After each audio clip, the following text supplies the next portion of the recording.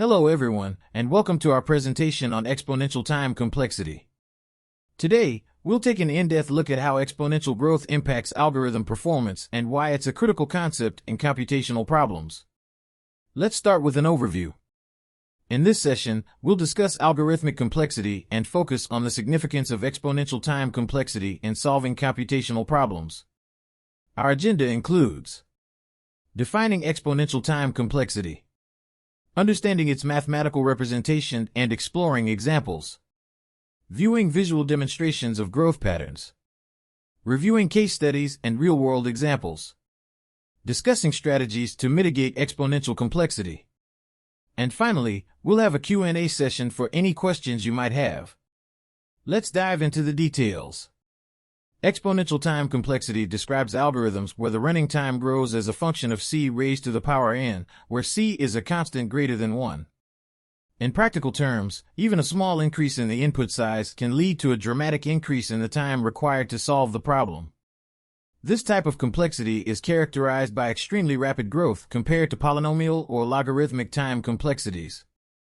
You'll typically encounter exponential time complexity in brute force solutions and NP-hard problems. Now let's examine how exponential time complexity is represented mathematically. It is commonly expressed as O, c to the power of n, where c is a constant. For example, O, 2 to the power of n, represents binary exponential growth, while O, 10 to the power of n, reflects decadal exponential growth. In practice, you'll see these complexities in recursive algorithms that explore all possible combinations, or in combinatorial problems where each additional element significantly multiplies the work required. These examples help illustrate the computational explosion that can occur with exponential time complexity. On this slide, we have a visual demonstration exponential time complexity, such as O, 2 to the power of n. The annotations on the graph highlight how even a modest increase in n leads to a massive escalation in the number of operations required. This animation representation makes it clear why exponential algorithms can become impractical for even moderately large input sizes.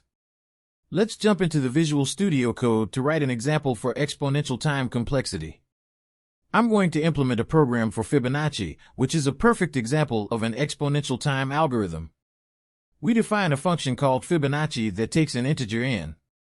If n is less than or equal to 1, the function returns n, otherwise, it recursively returns the sum of Fibonacci, n1, and Fibonacci, n2. Each call to Fibonacci generates 2 additional calls, for n greater than 1, forming a binary recursion tree. This leads to an exponential number of calls, resulting in a time complexity of O, 2 to the power of n. In the main function, we define a value n, here, 10, and print the Fibonacci sequence up to n terms by calling the Fibonacci function for each index.